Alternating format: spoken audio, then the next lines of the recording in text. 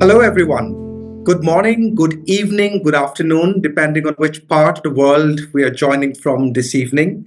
We're looking forward to a very exciting 1 hour of conversation this evening on the theme of discovering your leadership potential with purpose and agency. And it's mainly a conversations on career transitions for impact. We have two established, well acclaimed, respected senior professionals with us this evening, Deepak and Ravishankar Iyer. We are going to introduce both of them in detail in a second. But before we begin, I would like to just introduce India Leaders for Social Sector for those of us who may not be aware completely about what we do.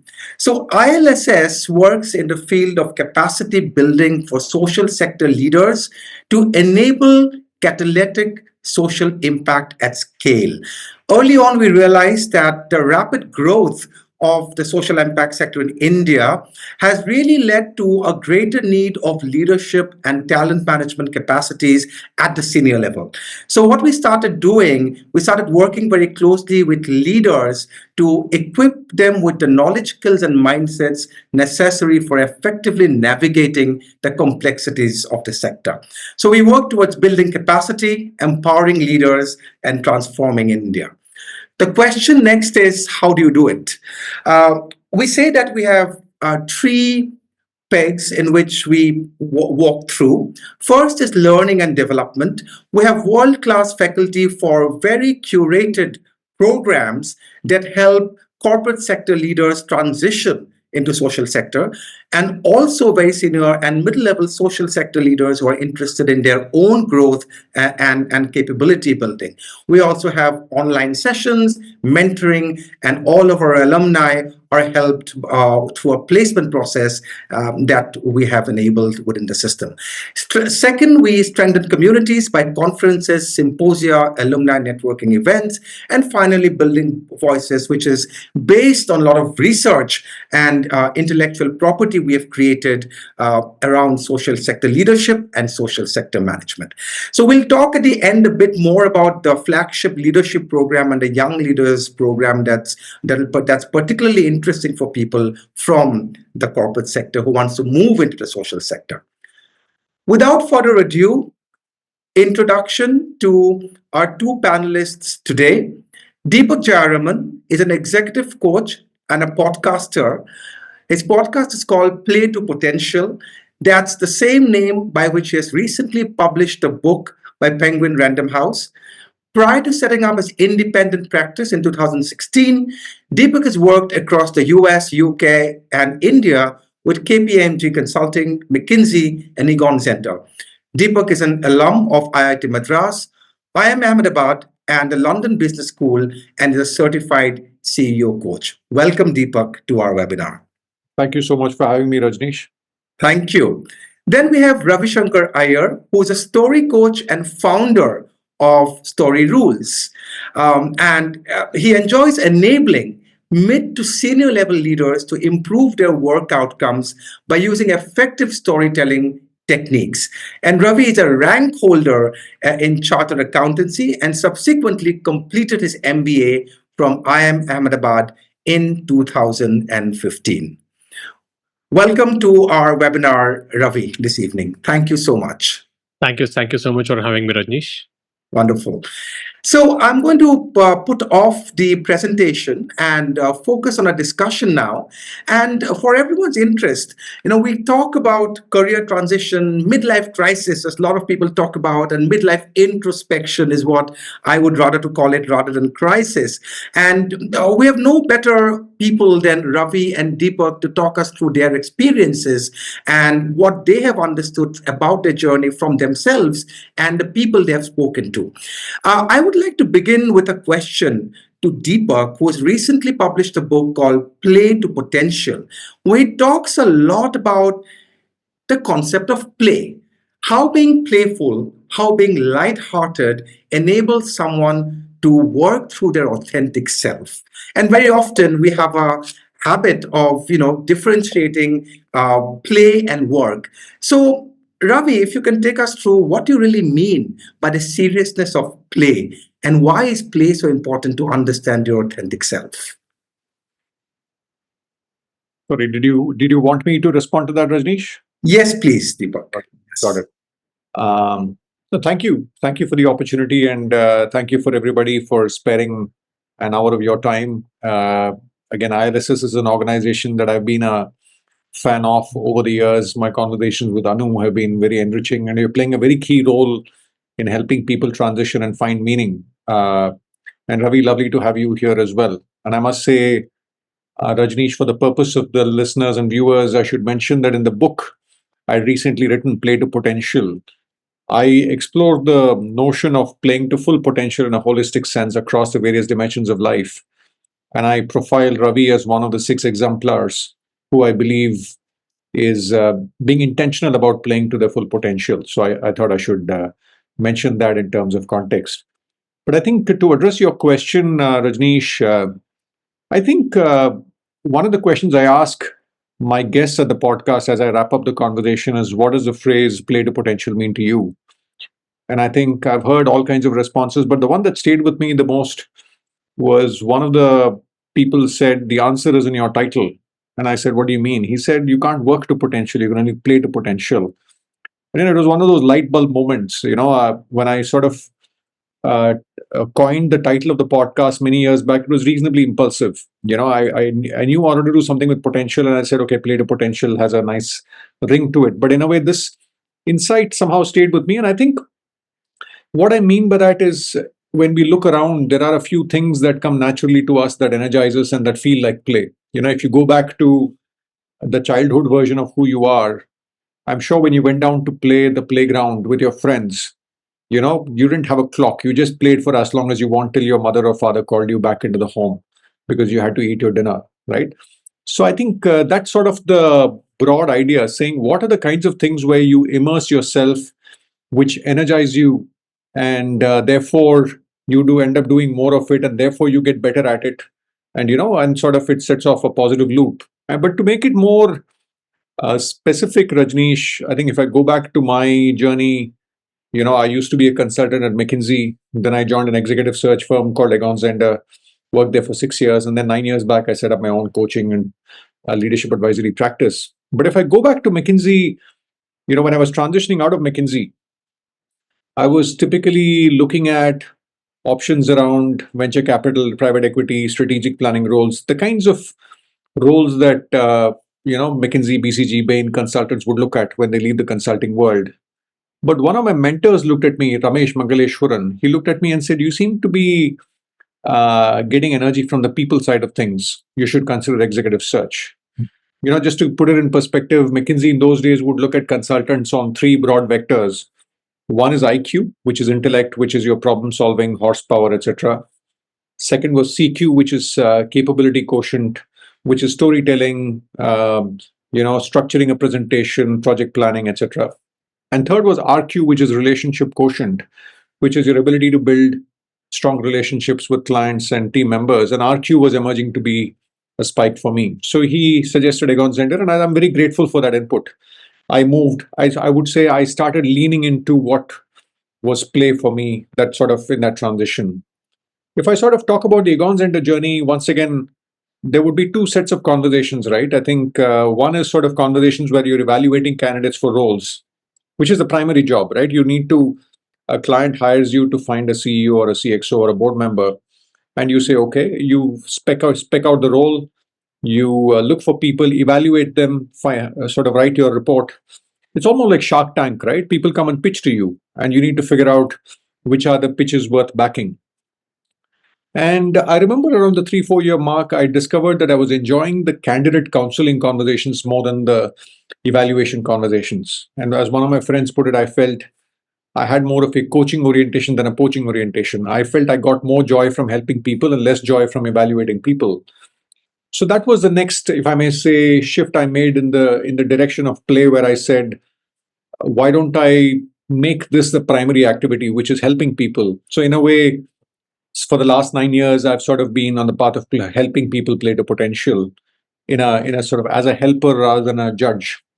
So I think that's what I mean by play. All of us, I'm sure, when we look around, when we reflect in the jobs we are, or even otherwise, there are a few things that we enjoy. So the more we sort of align what we do with what gives us joy, what gives us energy, and move forward, I feel there's a greater chance of moving towards our potential.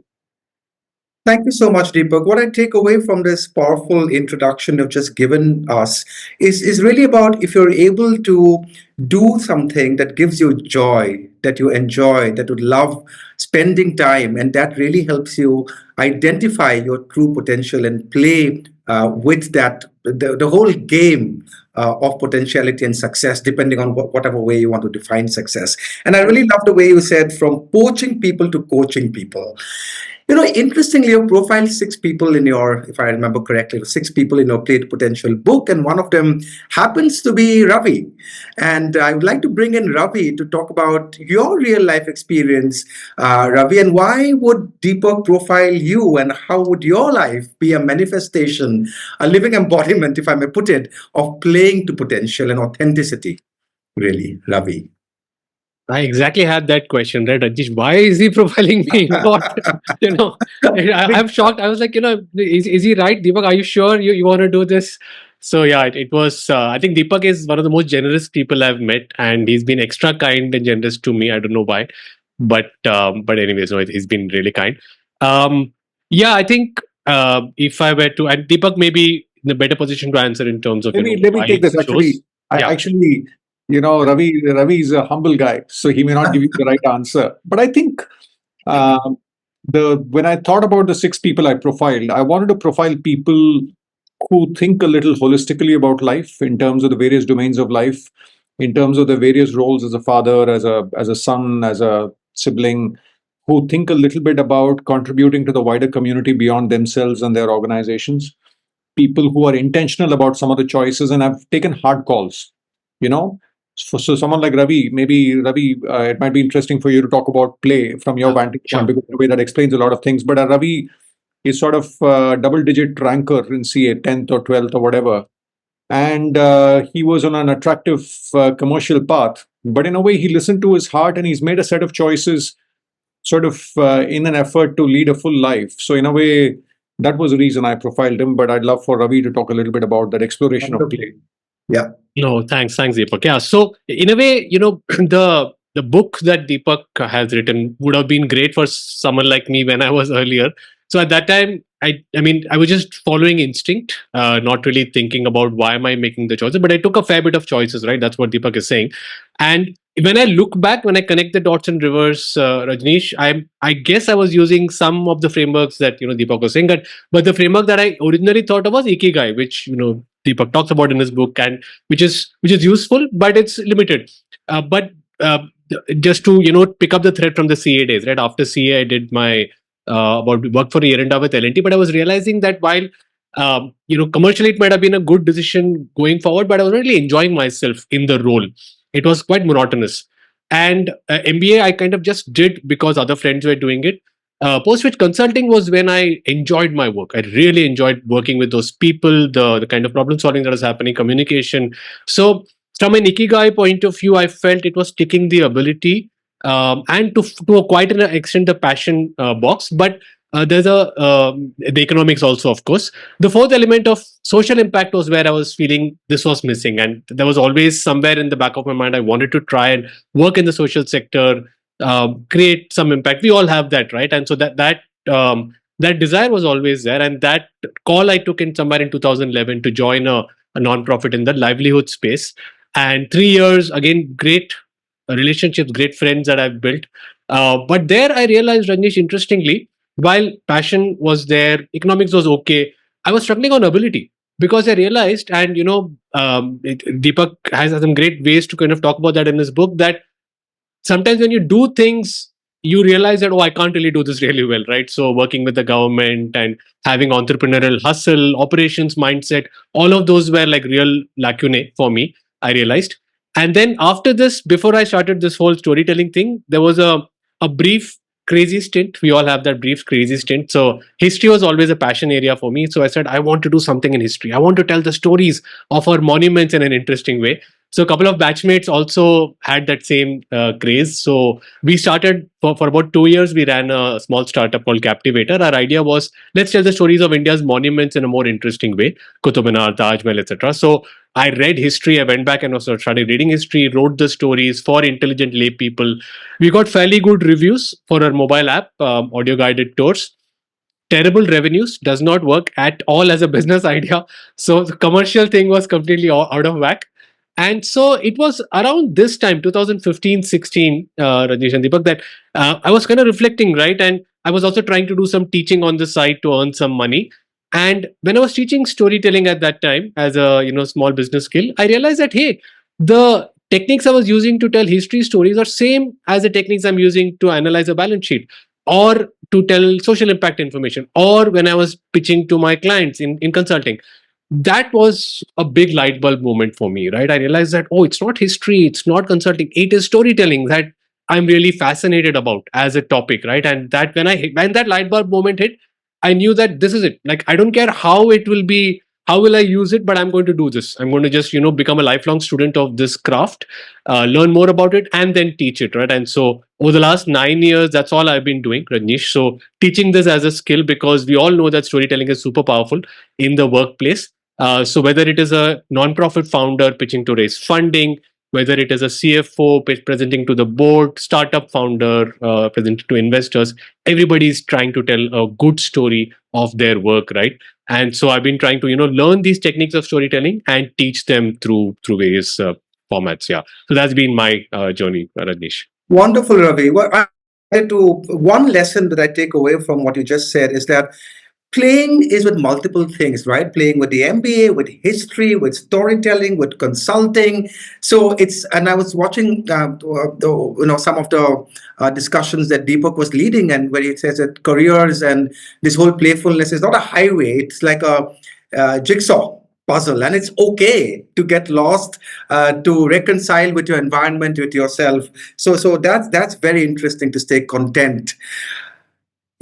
The thing that comes to my mind now, and ILSS, as we know, works primarily in leadership capacity building. And we are driven philosophically by the understanding that the first step of leadership is understanding oneself and self-discovery. And I would like to come back to Deepak, because this thing of authenticity has been stuck in my head. And I do believe, but I want to hear from Deepak, why would you think, Deepak, that authenticity is the first step in the whole leadership journey? Or whether you want to call it authentic leadership or whatever leadership you choose to call it, that authenticity and understanding yourself is a first step. I would request you to elaborate on that a bit, please, Deepak. Yeah, sure, Rajneesh. Yes, I think there are 3 chapters out of 9 dedicated to self-awareness, right? How do you build self-awareness? So clearly, I feel a journey of self-awareness is a starting point to a meaningful life, right? I think, before I talk about maybe if I just illustrate something from my journey and Ravi's journey before I make the point I want to make.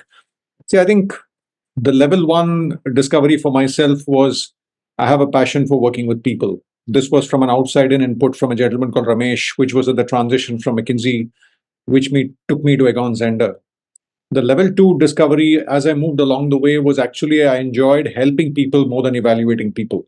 I don't think I would have gotten that insight 6 years earlier. So sometimes I think there's a certain progression to some of these insights.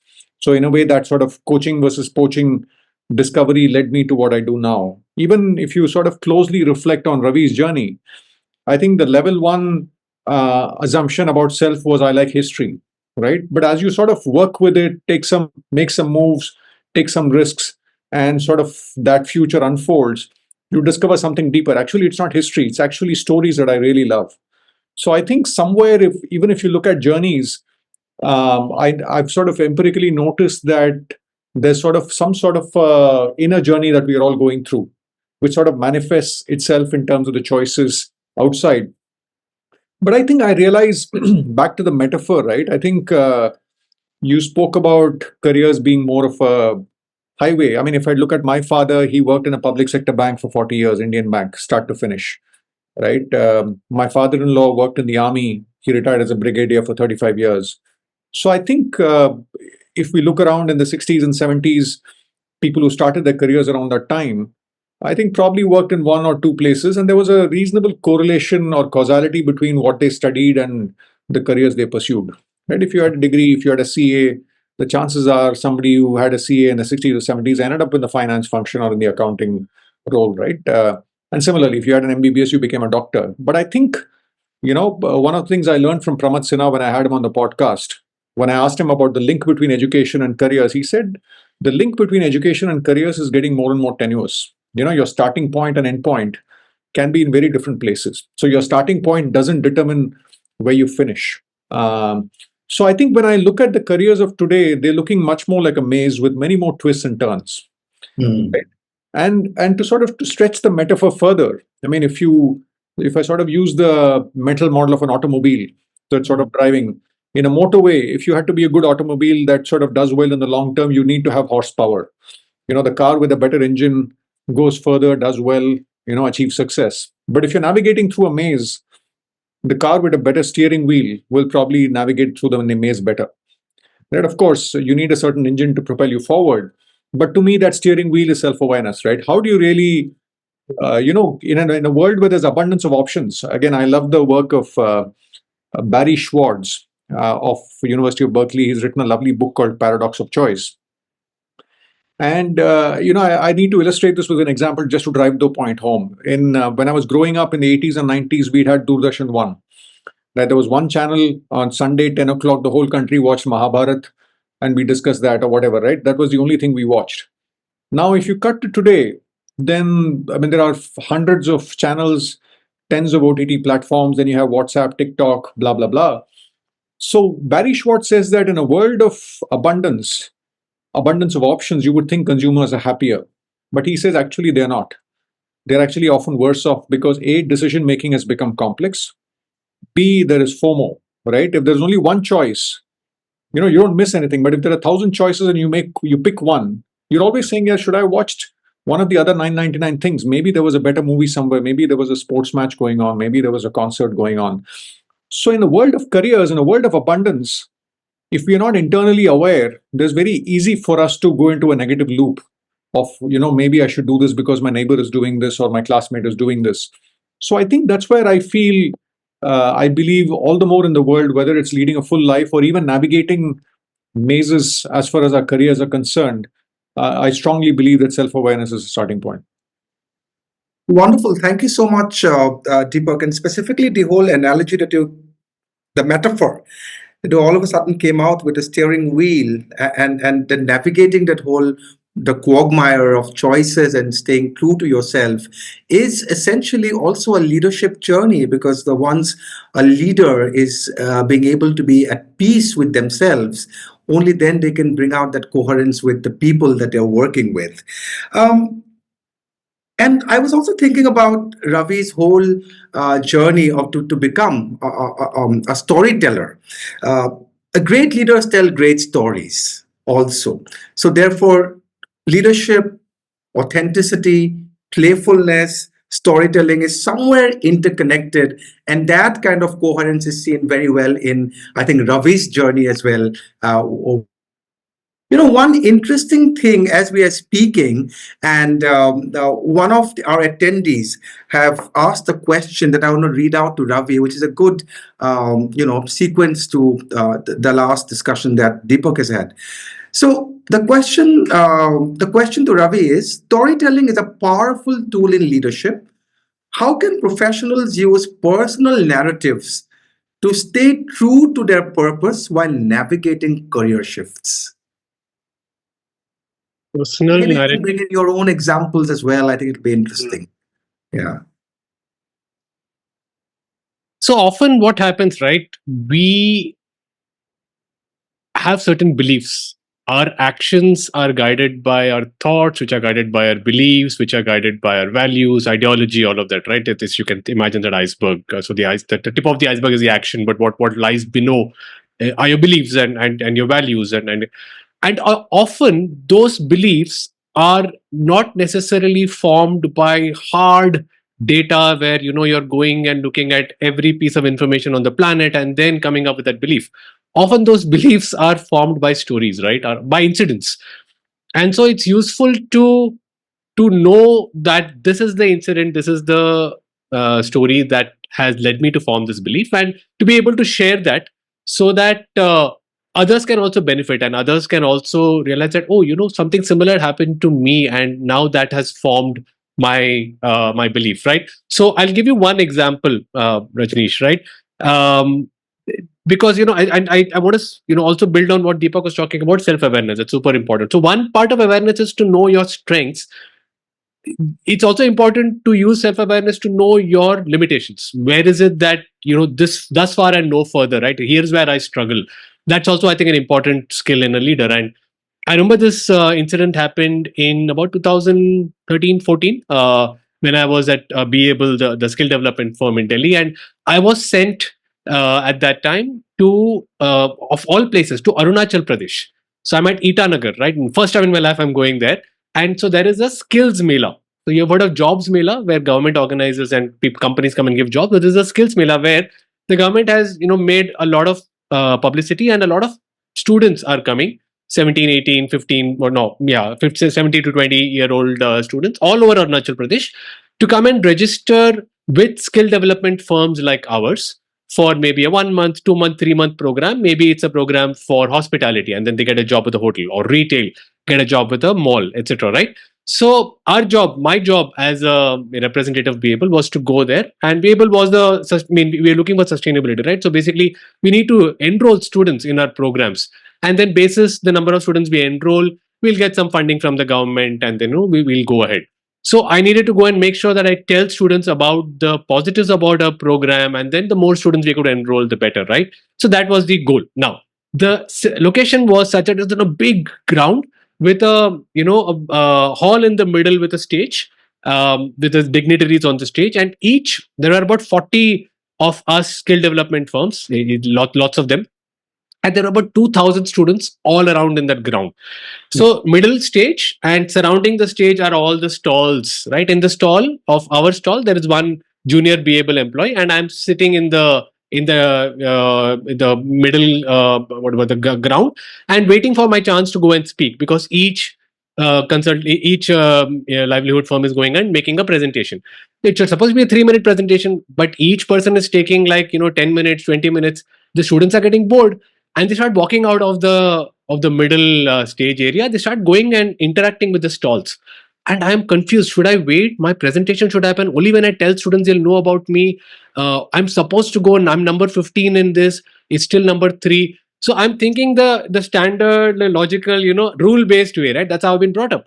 I call my boss, a guy called Abhishek Gupta, right? And he is like a brilliant entrepreneurial guy. He's like, what are you doing? Just go to the stall and enroll students as they come, right? And that was the right thing to do. This was not following the script. And I didn't have the entrepreneurial hustle, the operations knew to realize that this is not going by script. Ditch the script. The life has changed, change your plans. And of course, I went to the stall, and we started, almost like, we were shouting our wares, ki kanda tomato types. We were just shouting our wares, come and enroll with us, because all 40 guys are doing the same. And we eventually managed to enroll a bunch of students. Right now, obviously, did not do as much as I should have, but I did much better than if I'd been sitting in the middle and not, enrolling the students, right? So now, what did this incident teach me? It taught me, Rajesh and Deepak, that I didn't have what it takes to be an operations guy, right? I think that was my big learning from this, right? And I have used that to even today. When I'm doing this, I'm more of a thinker and a researcher and a teacher. And anything which requires to do anything which is heavy on operations, I now say, no, that's not my skill.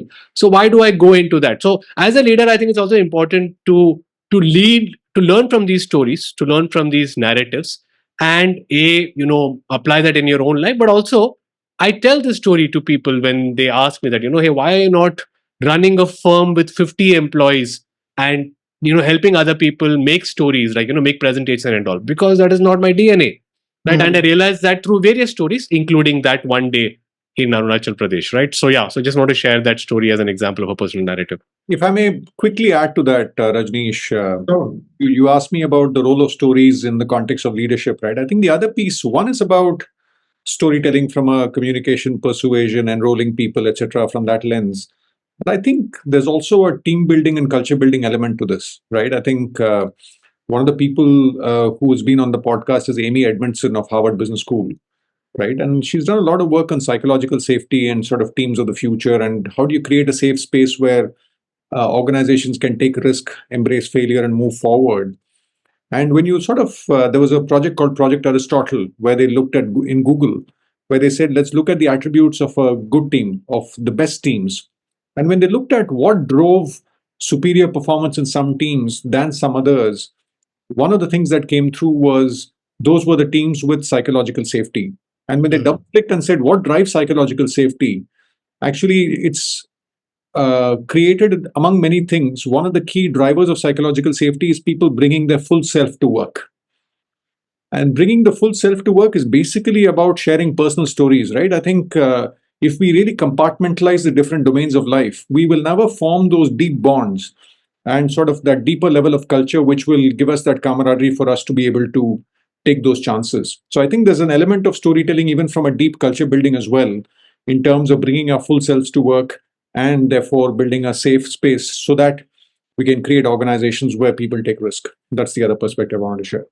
Well, thank you, Deepak. And going back to whole Ravi's instance of storytelling and career, what I particularly also liked was the fact that when you spoke about going off script. And, I think that is also a sign of being authentic and being in flow, that you're not trying to, put yourself into a set process, but you're in flow and you're going off and it'll pay off. Coming back to what Deepak, what you just said about, being coherent with different aspects of life, the criticism to that, or I could challenge, and incidentally, that's also a question we've received. So I'm weaving in the questions that we're getting on the webinar. One of the questions I have received is, and to me it's a critique, is like, how would you balance your true self with so many pressures? Like if you look at career growth, financial stability, you talk about flavor, but it's not easy to achieve that coherence. So how would you do that? Again, not claiming that it's easy, Rajneesh. I think all I'm proposing is let's be intentional about it. Would it help if I maybe give the headline of what is flavor so that we at least are on the same page? Absolutely, sure. Yeah. So maybe if I could project my screen just to make the point. Work. Are you able to see my screen? Yes, it's visible. I think I should provide a little bit of background context right before I dive in. As Ravi mentioned, in the book, I wanted to explore the theme of playing to full potential and really put out something which people can relate to. And when I looked at what was available in the literature about thinking about life in a holistic sense, a lot of arrows pointed to Ikigai, which I found useful as well, which is basically saying, there are 4 circles, right? What you like, what you're good at, what the world needs, and what the world will pay you for. And the crux of what it says is try and see if you can operate at the bullseye of these 4 circles, then you're sorted. Right? And I found it useful when I was transitioning from Egon Zehnder to what I do now, and I think it gave me a lot of clarity. But what I realize is, while it's a useful North Star, it doesn't do a good job of being a torchlight in terms of helping us navigate the messiness in our journeys. When I was sort of grappling with this, if I may say, disconnect with Ikigai, as I was writing the book, one of my friends sent me a lovely quote. His name is Venkatesh Srinivasan. He sent me a lovely quote from the movie Lincoln, which helped me resolve. He said that there's a lovely quote attributed to Lincoln where he's known to have said, a compass points you to the true north, but the compass does not have any guidance for swamps or ravines or valleys or chasms that you'll encounter along the way. So in the pursuit of the true north, if you sink in a swamp, there's no glory in it. So to me, I should mention as a starting point that Ikigai is useful, but it's useful as a true north. It's important for any tool. It's important for us to know the strengths of the tool, but also the limitations of a tool. If you have a hammer, you can't use it like a screwdriver. If you have a telescope, you can't use it like a microscope. So it's important to understand any framework in the context in which it's relevant. So that sort of, in a way, led me to saying, therefore, what is it that I want to put out in terms of leading a full life? And in a way, that's sort of the genesis of what's the circle you see in front. And if I had to sort of quickly summarize it again, I could take up to half an hour explaining it, but just in the spirit of time, I think the first point I wanted to call people's attention to is a lot of the literature treats life as a solo sport. But I think the more I look around, the more I look at my journey, I feel life is a family sport, and a lot of choices we make are in the context of family, especially transitions happening in the family. So there's both an element of tuning into the family context and influencing the family context. For example, I came to India from the US. I was working with McKinsey in the US. I came to India because of a personal situation. My father had been diagnosed with stage 4 cancer, which got me and my wife to come back to India and sort of look at options so that I could take care of his treatment. And one thing led to another. Or even if I look at women who are thriving after children, I think there's a big piece of influencing the family context to ensure that they proactively get the other stakeholders to solve for baby care so that, the village around them supports them pursuing a career. So the first point I want to mention is I think there's a big piece around tuning into the family context, but also influencing it proactively, not sort of playing the victim, but really saying, do I have agency in shaping that context? That's point number one. Number two, when I look at people playing to full potential and thriving, I think there's an element of doing something that they truly love. Of course, if you find it in what you do, great. But when I look around, I feel a very small minority have the privilege of doing something that they truly love. Very often, because of commercial considerations, family considerations, responsibilities, you end up doing things where you need to put the money on the table. But those people have some pursuit which gives them joy. For some people, it's motorbike riding over the weekend. For me, it's the guitar, learning the guitar with my son. For some, it's cooking. For some, it's golf. So the pursuit varies, but do you do something that recharges you, right, and helps you show up in an energized way the next day? That's the second piece. The third piece is I like to shine the light on the word aspiration and sort of move people away from ambition. I have nothing against wanting to do well, but being ambitious, to me, to put it in simple terms, is like saying I want to get 100 in math in the exam. I don't care about what I score in the other subjects. Focusing on your aspiration in a multidimensional way is to say I want to do well in the exam in an overall sense.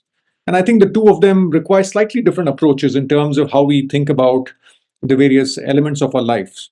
So what I make a suggestion here is taking stock of the various identities. If you really look at the smallish book cover you have in the background, it shows juggling hats. Those hats are basically metaphors for the various roles we play.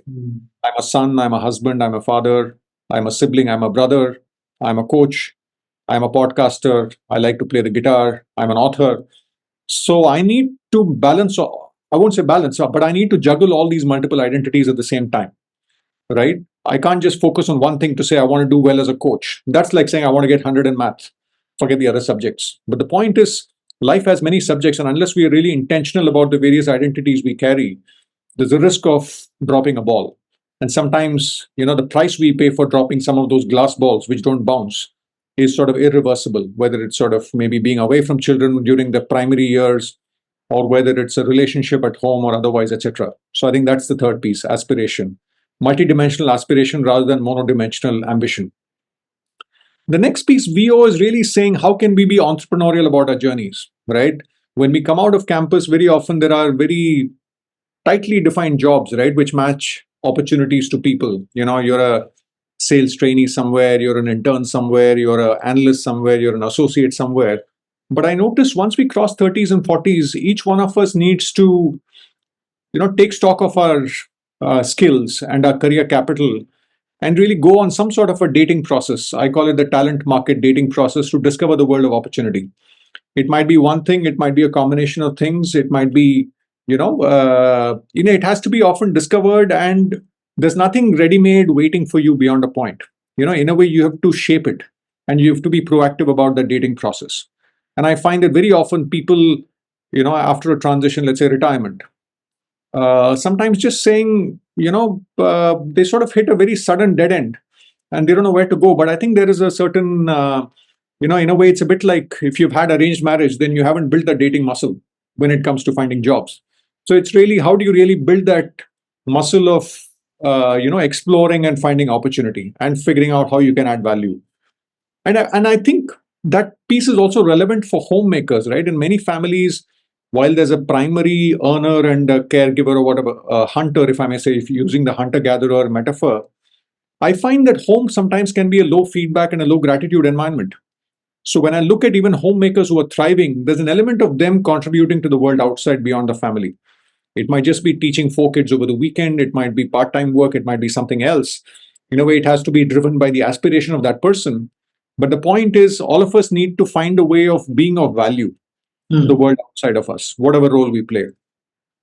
The next piece, moving quickly, is investing in yourself, right? I think there's a physical health, mental health, there's a self-awareness piece, and there's also a piece of staying relevant in terms of capabilities.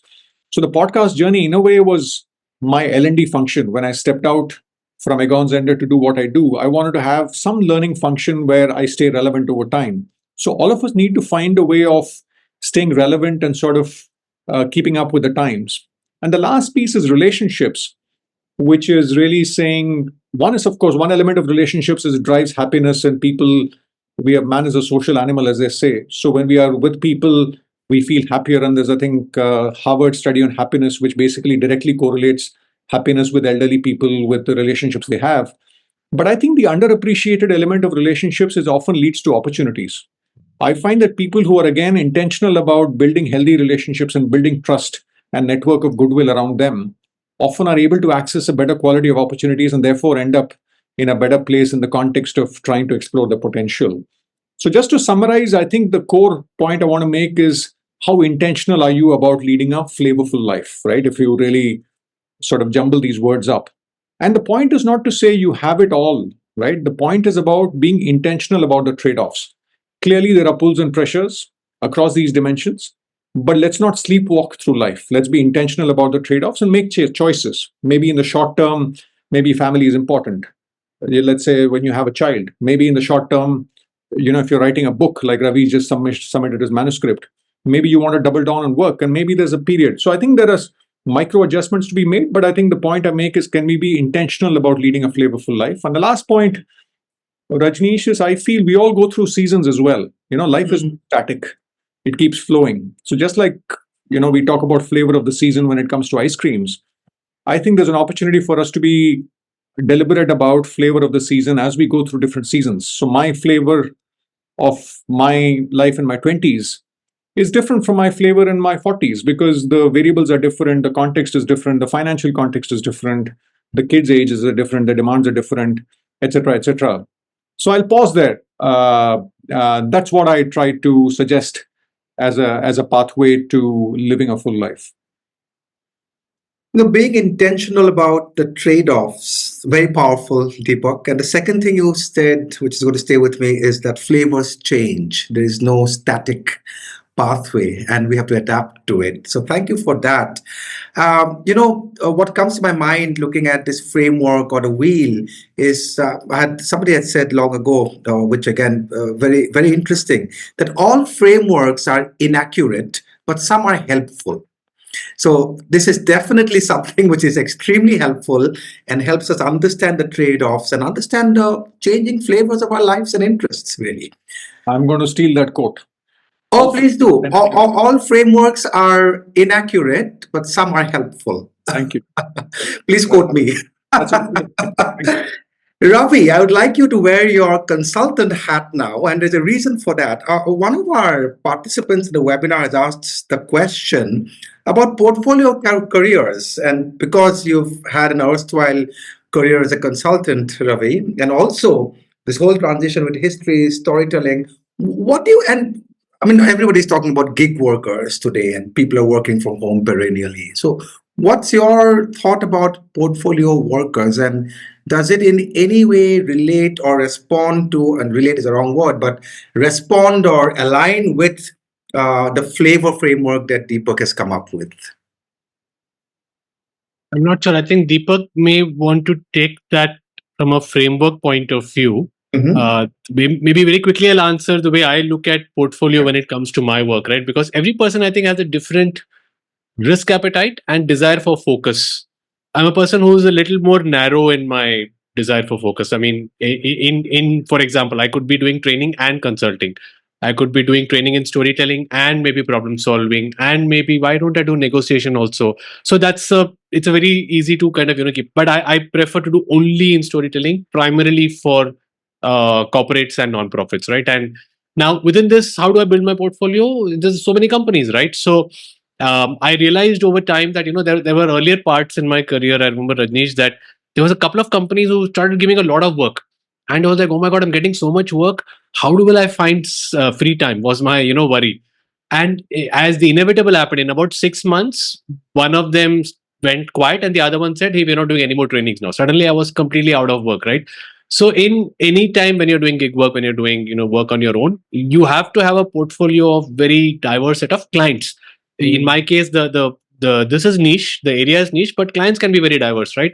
And so the only way I realized how I have to build it is to double down on the skill, right? Go deeper and deeper into the skill and write about it. And through Deepak's guidance, I started a podcast on storytelling. I have a newsletter. And so that is my idea, right? So keep writing about it, and more people will discover you. And so your portfolio of clients will at least keep increasing. So that's been my approach to try and diversify my work so that I'm not dependent on a few clients here and there. But Deepak, what do you think about this portfolio from a flavor point of view? Sure. Yeah, I think a couple of thoughts here, Rajneesh.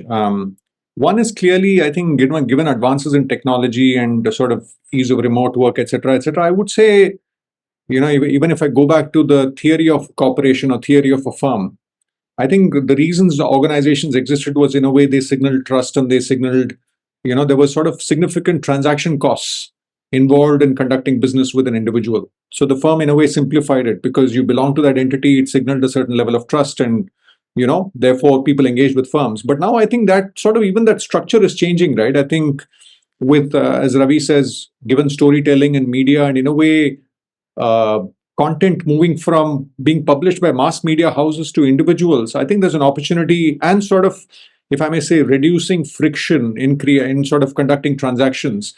I feel it's a little easier today than maybe 40 years back for an individual to be productive and stay relevant. So to be an independent producer, I think is becoming a real choice, given some of the developments in technology, infrastructure, co-working spaces, etc. As we speak, I'm sitting from a co-working space, right? I think I didn't have to be a part of a company to have access to a meeting room for me to do this. So I think there's a broader trend in the firm. But I think the other point I would make is a portfolio is still one of the many choices people can have, right? And I think I one of the people I spoke to at the podcast was R. Gopalakrishnan of the Tata Group, who's written many books.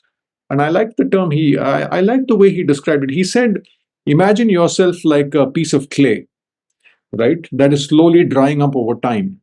So initially the clay is quite malleable. The clay can fit into any shape.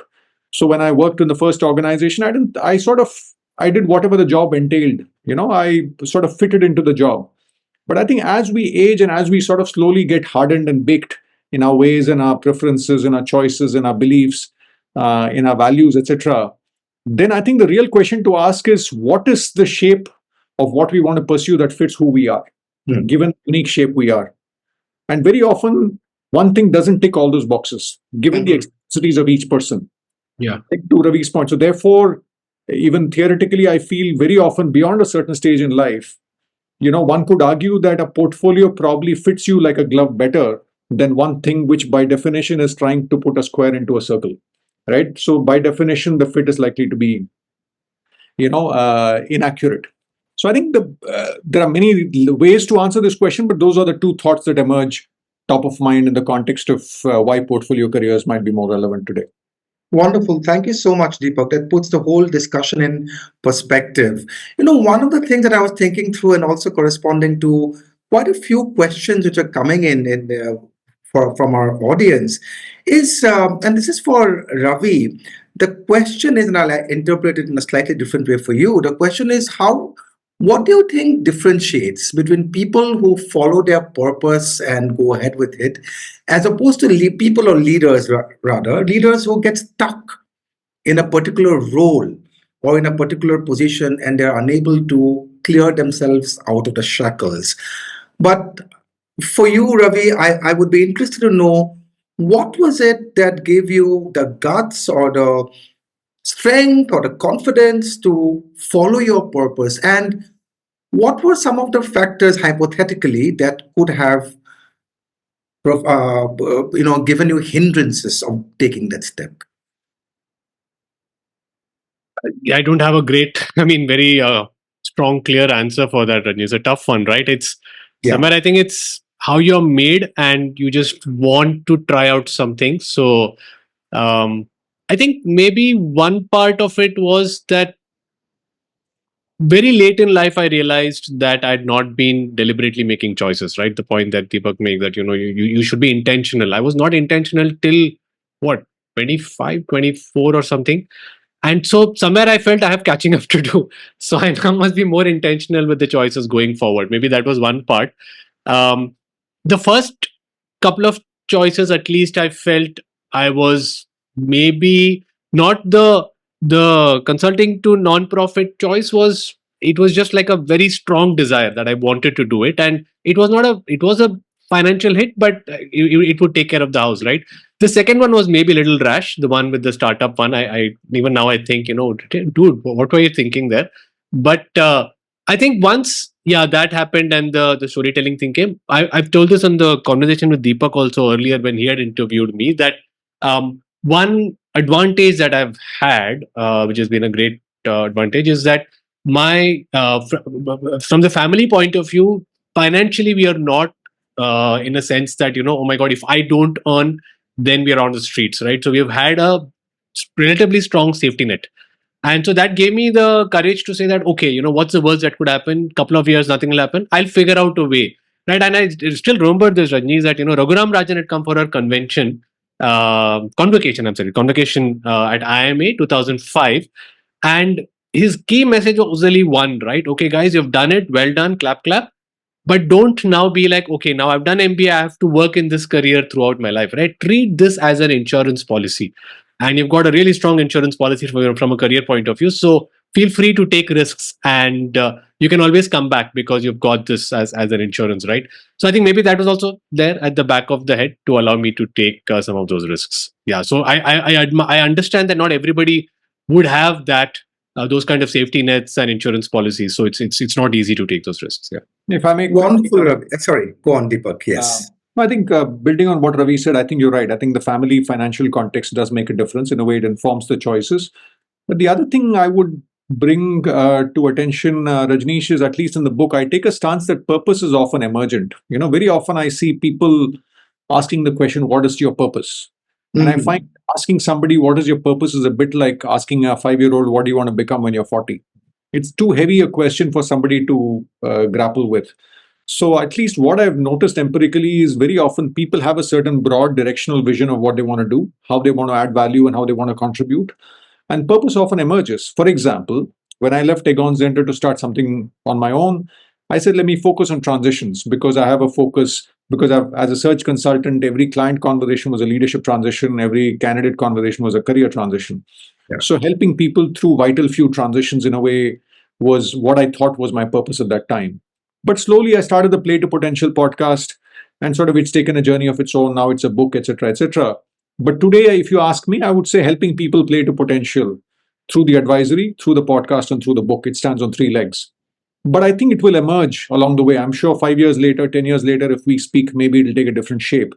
So the one thing I caution people is to not to take this, what is my purpose, too seriously, because it's too heavy a question. I think a better question to ask is, how can I contribute to the world and move forward, right? How do I be of value and seek opportunity? And I think purpose will emerge once we start doing a bunch of things in line with who we are. And similarly, passion. What is your passion? I feel is too heavy.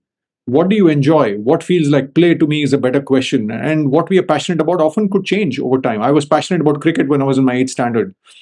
But today that's not relevant because, I'd love to play, but I don't, it doesn't fit my life in my context. I enjoy music. Maybe it's something else 10 years later. So I think those.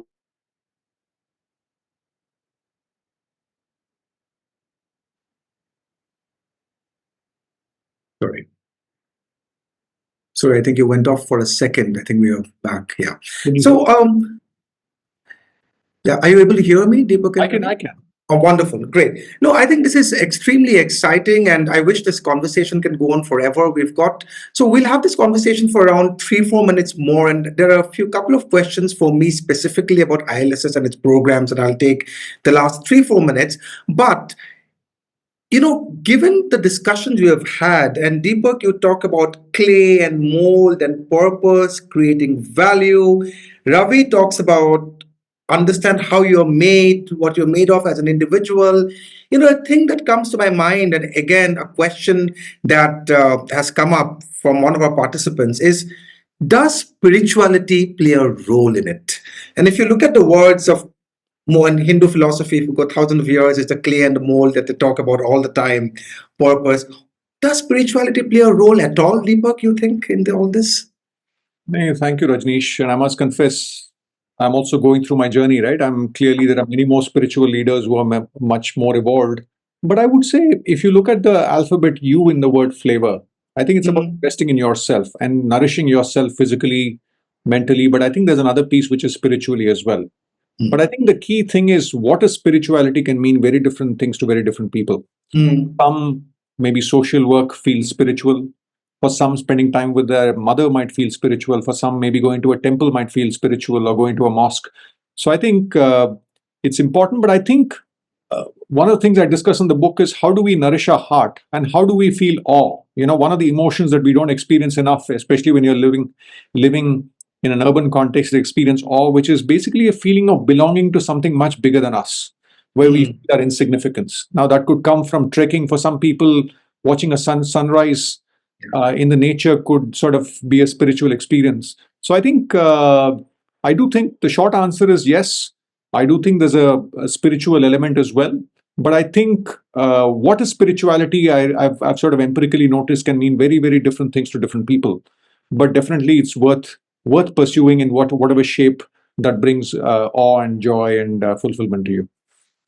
Well, thank you, Deepak. When you talked about the different ways someone can have that spiritual experience, I remember Fritjof Capra, the author of The Tao of Physics, the New York Times bestseller. He said that he had immense spiritual awakening when he was looking at the Pacific Ocean, sitting at the Santa Cruz beach in California, and that's when he felt every atom of his body in unison with the universe, reminded him of the dance of the Shiva or the Nataraj.